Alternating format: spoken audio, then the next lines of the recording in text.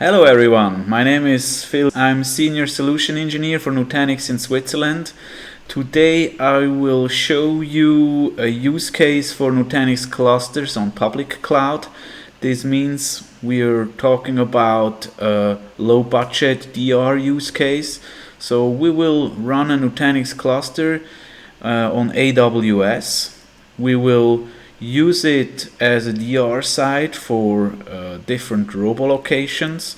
This means we will have on-prem Nutanix clusters in different sites across the globe, and we will use one or more AWS locations for Nutanix clusters. So in case of a disaster at the robo site, we will have the possibility to spin up this site or this cluster in the cloud, use it for a certain amount of time, and fail back in the case when the new hardware arrives or we managed to resolve the failure on-prem. We'll now draw on my virtual whiteboard to make it easier to understand what the final goal or the solution will look like. So I will switch to my whiteboard now. At the robo location we will have a 3-node cluster with Nutanix HCI.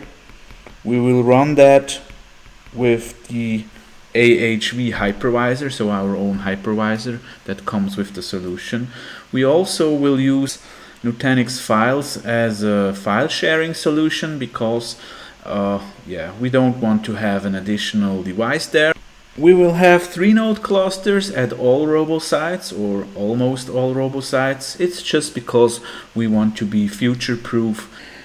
In the public cloud we will use an AWS VPC, so an existing VPC that we already have, so we don't need to create a new one. We will integrate this complete solution that we are talking about into our existing infrastructure. So first of all we will need a site-to-site VPN tunnel between the different sites. That's just because we want to have a secure communication between the different locations, and we need to access the resources in a direct way. First, we will need to create snapshots. So first of all, we will snapshot our virtual machines to the local cluster, and afterwards we will replicate these snapshots to the public cloud. How we want to do that? We will leverage our Cloud Connect solution for that. Cloud Connect will create a small EC2 instance in AWS.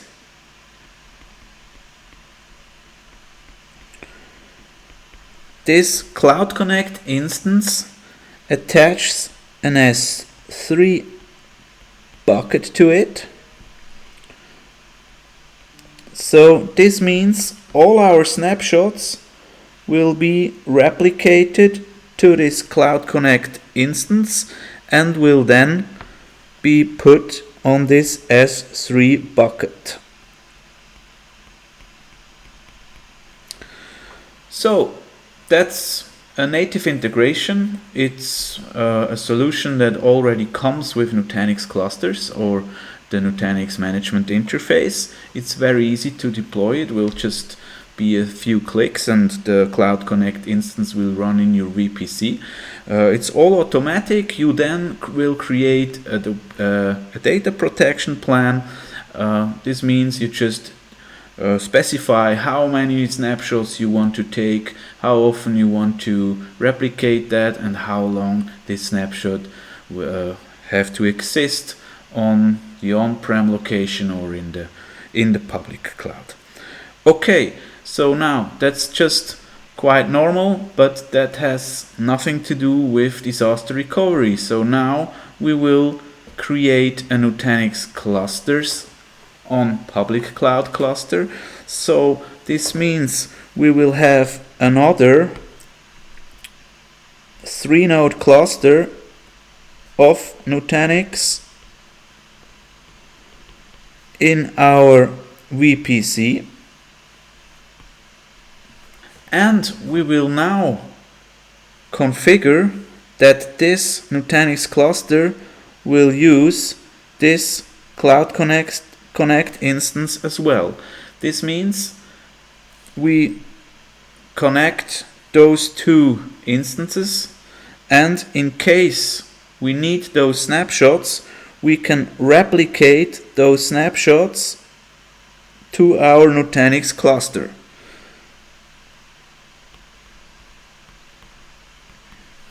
In the meantime, this cluster will be hibernated. This means the cluster is pre-configured with everything, so we can spin it up, configure the cluster, connect it to Cloud Connect, maybe even try it sometimes, but then we will hibernate it. This means it will not use the resources.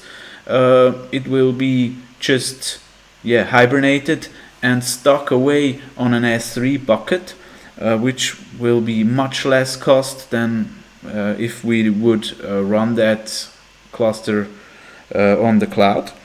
So this means if we have an outage on the robo side, we will spin up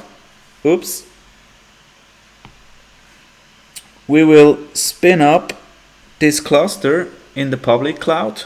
We will then reconnect or resynchronize our snapshots from the S3 bucket through our Cloud Connect instance to this cluster that is running now.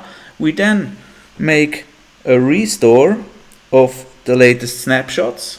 We will use those virtual machines for our users. When we fixed that outage in our robo location, we will put the new snapshots back to our S3 bucket. We will then resynchronize our snapshots back to the on-prem cluster and do a restore on-prem. So we will have the latest and greatest snapshots back on-prem. We then again hibernate the Nutanix cluster in AWS and we're good to go. So that's the theory. Now we want to go to the practice. And just a small disclaimer here, I never did it before, so you will be live with me here and we will try to set that up, and it can be a success or it can be a failure. So we will see what happens. Okay, so let's switch to our browser and our Nutanix on-prem cluster console. It's called Prism Element. In Prism Element we will configure the DR part, so we will configure a remote site, we will configure the protection policy, so how much or how many snapshots we want to take and how long to keep them. Before this video I already set up a VPN connection in AWS, so we don't lose time on that. I then set up the side-to-side VPN tunnel, and I hope if we refresh this view, one tunnel at least should be up and running. So let's see tunnel details. Yes, we have a tunnel, so this means one robo site and the VPC of AWS are connected, and those sites can reach each other through this VPN tunnel. So then I already have set up the Cloud Connect instance, but I can show you how that would have been done. So we go to data protection in Prism Element. We then add a remote site with the plus sign here. We choose cloud. We choose Azure or AWS. In our case, it's AWS. We click next. We then have our Nutanix admin credentials, remote site setting. So this means we set up, for example, which storage containers we want to map to each other. We specify the subnet that we want to use for this Cloud Connect instance, and afterwards we are ready to go. I already clicked that create button, so you can see here we have a Cloud Connect AWS PGE Lab 00. I already configured a replication setting. It's called PGE Cloud Connect AWS. This means we can have a look at the schedule. So in this case, every 6 hours, a snapshot of in this case, one virtual machine, it's a CentOS virtual machine, is taken and is then replicated to the Cloud Connect instance on AWS. We already have some local snapshots, and we should have at least 2 remote snapshots on AWS. I can show you how this looks like in AWS. So in here, a new M4 X large instance is created. That's all fully automatic. It has a boot storage device, a block device, but the backups or the snapshots will be kept in an S3 bucket in here. Great. So next we want to spin up a Nutanix cluster on AWS. I'm already logged into the Nutanix clusters console. In here you just set up your cloud account with your cloud credentials. Afterwards you then just create a new cluster. A new cluster is created with a cluster name. We call it PGE AWS Cluster 00. Cloud provider AWS, region Frankfurt. We then use an existing VPC. It's important. If you want to use that, you need at least 2 subnets, one internal only and one public with public access. I already pre-created it because I already use it for other AWS services, so it's an existing VPC. You then choose a subnet. I will choose the internal subnet for the management communication of the cluster. We will use the smallest instances, so it's Z1D metal instances. We will use 3 hosts, and we will use a redundancy factor of 2.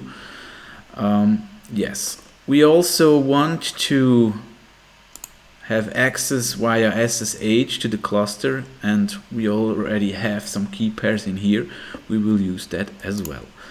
Next, AOS version. We want to have the latest version, and we want to have the ultimate software tier. That's not required, but yeah, why not? We will just use that. So to have it a little bit easier from a demo perspective, we will add a quite open subnet for the restricted access, but it's just a demo, and yeah, we just want to make things easy. Don't do that in a production environment. That's really not the safest way to do that, but as I said, it's really just a demo. Next, summary, review what you did. Click create. It will initiate now a cluster creation. We will do that through APIs to AWS. This can take a minute or 2.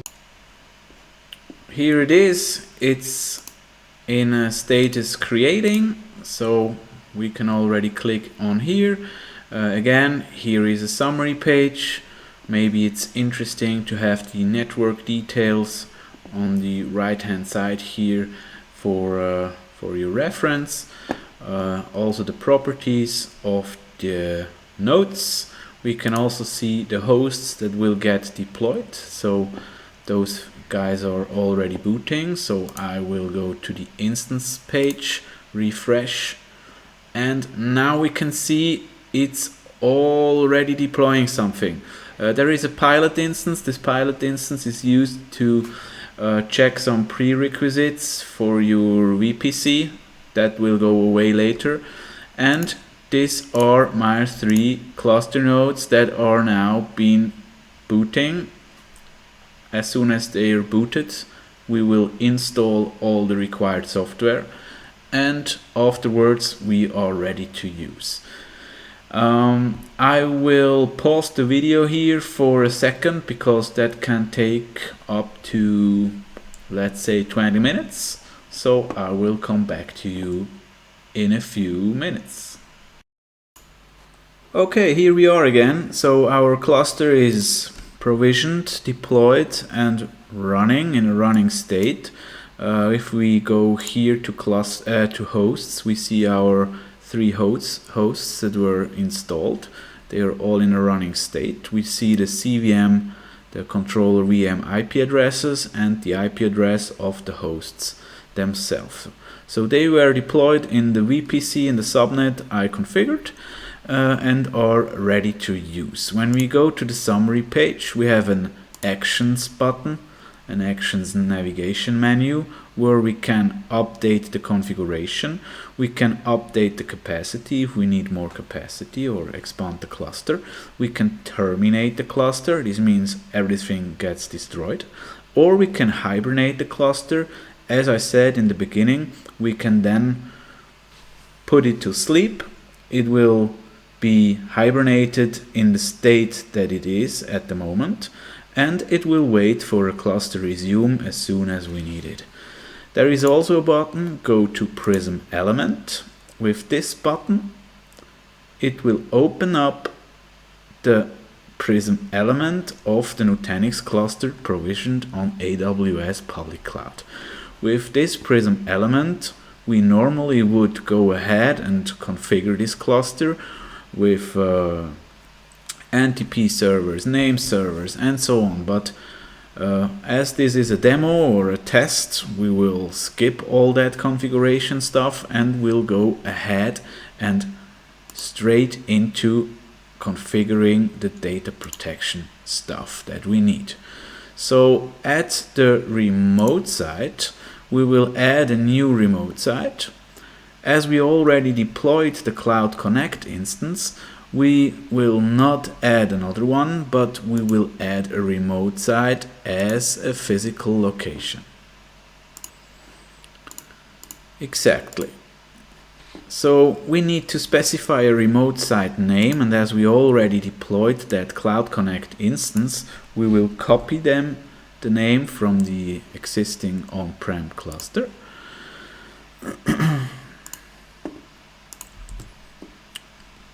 It tells us that we need to make sure that the Cloud Connect instance also need to know this cluster on AWS. So afterwards, we need to specify this on the Cloud Connect instance as well.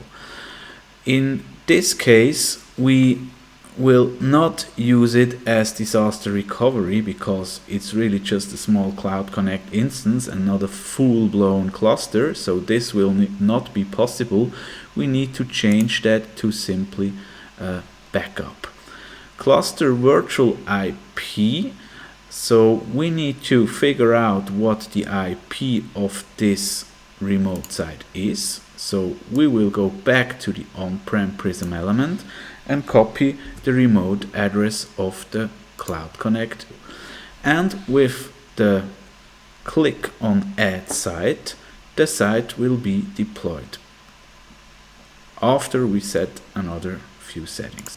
So in here again we can specify bandwidth throttling, compress on wire, and here we have the mappings. Then again the vStore name mapping. We have the default container that is deployed by default here, and we have the CT1, that's the store that we already are replicating VMs from the on-prem cluster. We will add that as well and click save. Okay, so next we need to promote that cluster on AWS to our Cloud Connect instance. We will do that with an SSH access and a simple command to add that as well.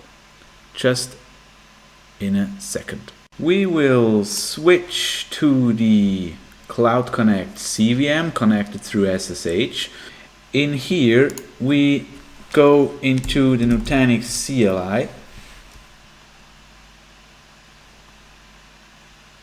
In the Nutanix CLI we can, for example, look for existing remote sites, and in here you can see our cluster 03 that we configured when we published this Cloud Connect instance. So this has been done automatically.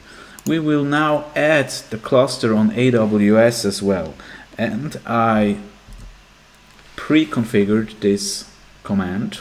So we will remote site add, we will add a new one with name of the cluster on AWS, the address list.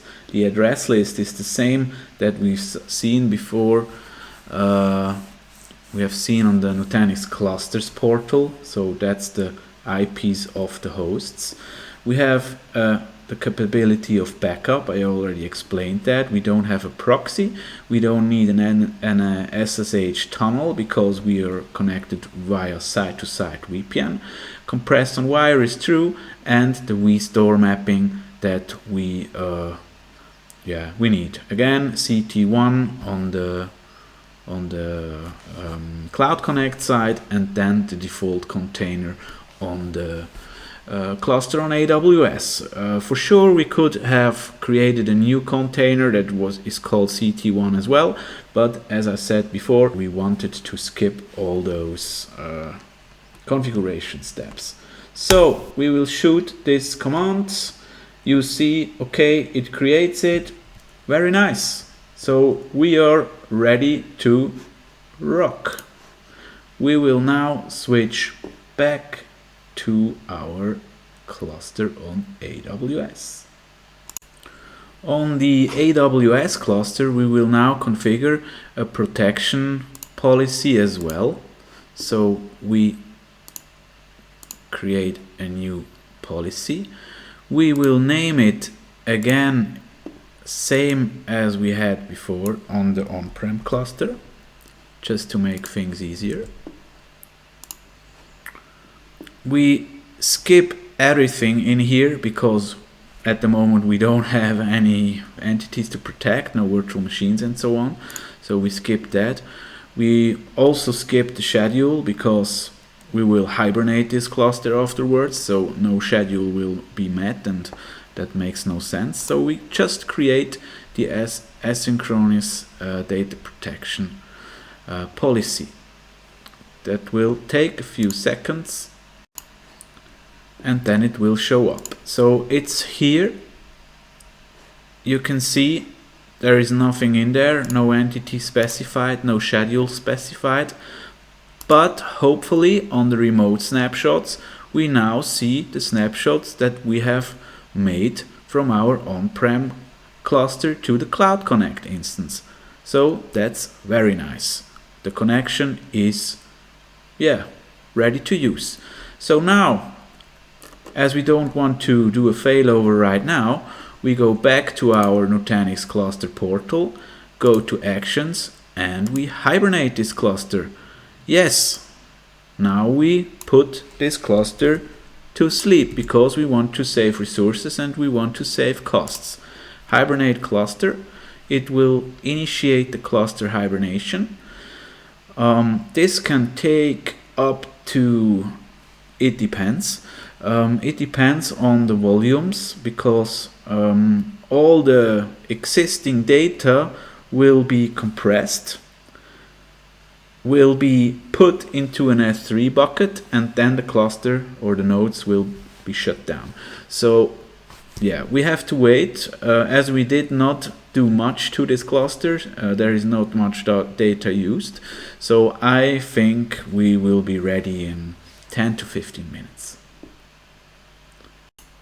Okay, a few minutes later, and you can see our nodes are in a stopping state.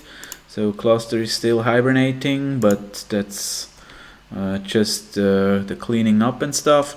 On the instance side from AWS console, we can see the nodes are stopping in here as well.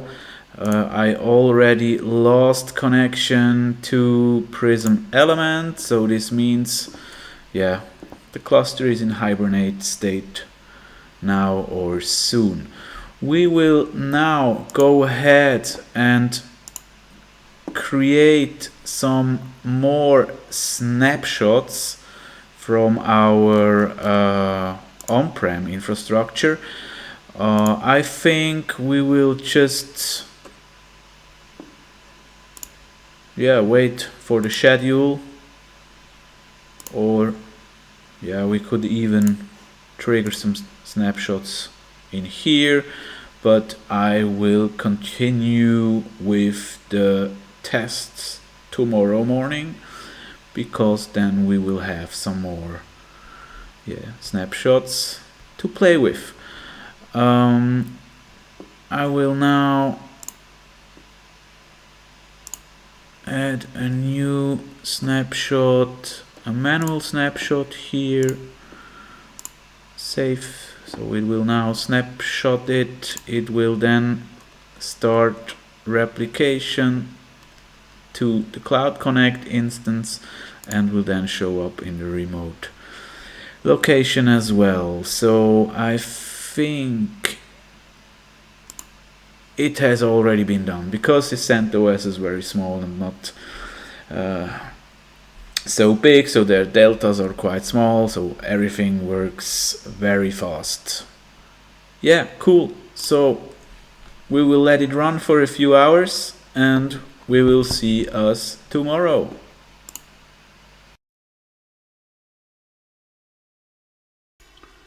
Hello everyone, so we're back, and our Prism element cluster dashboard is greeting us. We will now have a look at the data protection section again. So our remote site and our protection domain is still up and running. We will now look at the remote snapshots, and we can see, okay, till yesterday we have another 2 new snapshots in here on the local side and on the remote side. So we replicated it to the Cloud Connect instance on AWS. So that's absolutely fine and looks good so far. We will now see if our cluster is still in a hibernating state. Just a second. Yes, all the nodes are still stopped. The Cloud Connect instance is running, that's fine. So we go to our Nutanix Clusters portal, and we can see, it's still in a hibernated status.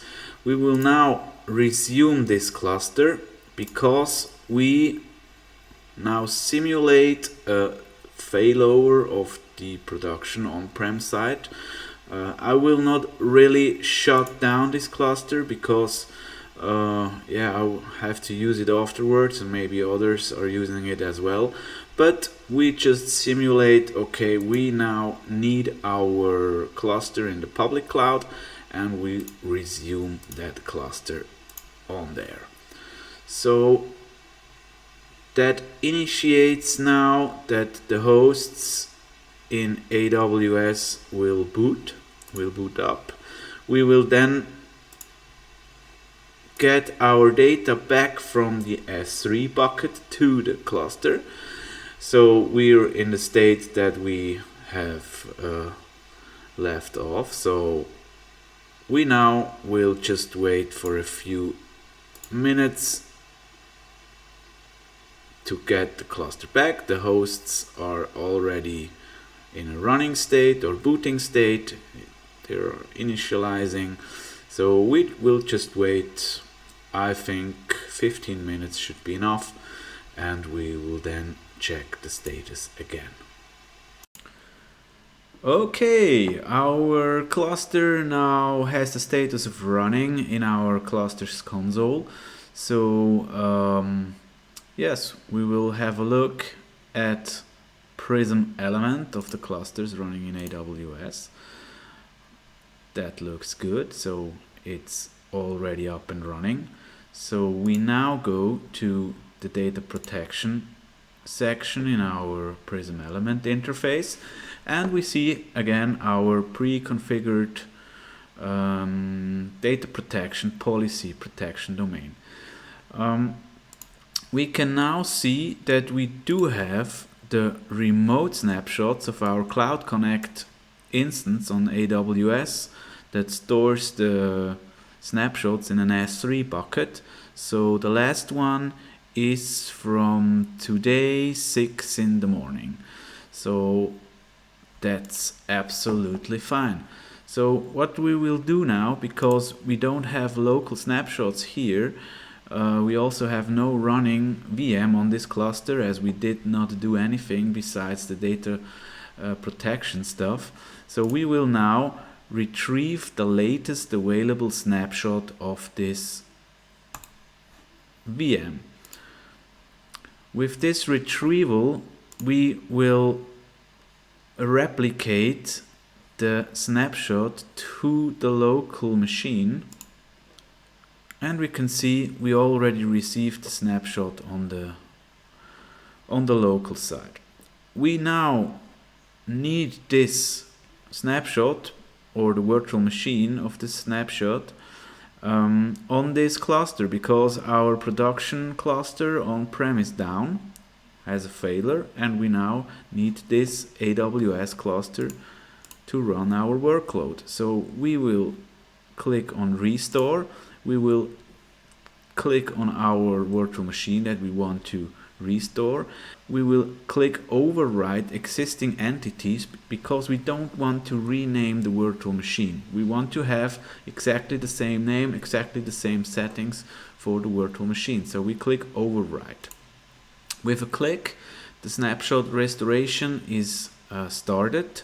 So in a few seconds we can go to our VM overview, and it's already there. So we will wait until the tasks finish here, because it needs to restore from the snapshot. So that's a task of a few seconds here.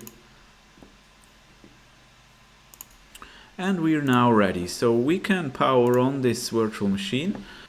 We can go to console in here, and we should see that the virtual machine is booting. So that's the latest snapshot running on our DR site in public cloud on AWS. And we can log in here into the machine. So now we want to have this machine in a protection domain here as well, because we want to replicate the actual status of the machine back to our Cloud Connect instance, because afterwards we want to make a fail back to our on-prem site as soon as we fix the failures or fix the hardware there.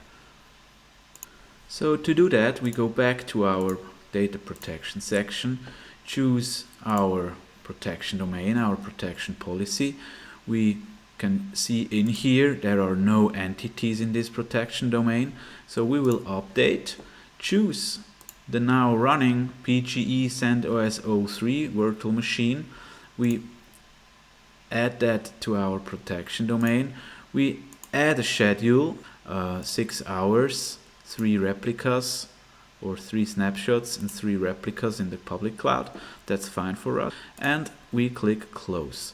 So now it will take a few seconds to a few minutes, and the first local snapshot will already be done. Okay, it's already done. And then the replication will start to our remote snapshots. Snapshots 340 and 273. Those are already replicated to the cloud, so to the Cloud Connect instance on AWS. So that's absolutely fine. So we have the latest status of right now, and we will use that to do the failback to our remote cluster. So to do that, we will now check our clusters portal, and we will do a hibernation. So again, we hibernate the cluster, so the cluster will be not available. So this will again trigger the APIs on the AWS portal. Maybe we already see an updated status in here. No, it will take some time. I guess first we will lose connection to the Prism element. Yeah, it's already unreachable. That was fast. And now it will start compressing all the data on the cluster, put it in an S3 bucket as we did it before, and then it will start shutting down the nodes in AWS. We will wait for a few minutes, I guess 10 to 15 minutes, and then we will come back to this part. Okay, so our nodes are now in a stopping state. The Prism element is not available anymore. We just replicated the latest snapshot to our Cloud Connect instance, so we should be fine to just go to our on-prem cluster that we fixed and do the failback to the on-prem cloud, private cloud. So we switch to our on-prem Prism element, go to data protection. We now have our Cloud Connect protection domain, protection policy. We can see remote snapshots, and again, that are the ones that we did from the cluster in AWS a few minutes ago. So what we will do now, because we don't have the snapshots locally available, we will take the latest one, click retrieve. This will again start a replication, an incoming replication, and it will now replicate the snapshot down to our local cluster. This will take a few, I guess, minutes. The replication now disappeared. I guess we now have the snapshot available locally here. Yes, again, it's available. We click restore. We select the virtual machine or the snapshot that we want to restore. We click overwrite. Overwrite means if a machine with the same name, the same instance already exists, we will overwrite that with same name, same settings, and so on. That's the one we want to. We click OK, and then the restore is initiated, and after a few seconds, if we switch to the VM view, the VM pops up, and we are now waiting for the machine to get restored. It's already green, so then we can power up this virtual machine and wait for it to be powered up. The red dot should switch to green. Here we are, and then we can connect to the console, which shows us the login window of the virtual machine. And remember, that's the state we had last in our public cloud instance, and now it's back on-prem. Yeah, that's it. Very easy, simple. I hope you enjoyed it. If you want to test stuff like this, we offer you our Nutanix test drive platform. It gives you a testing instance. It's for 4 hours. You can extend it to 8 hours, and you can do your tests on your own there. So thanks again. I hope you enjoyed this short demo video. It really was a live use case, so I'm happy everything worked as expected, and yeah, happy testing on your own. Bye, see you.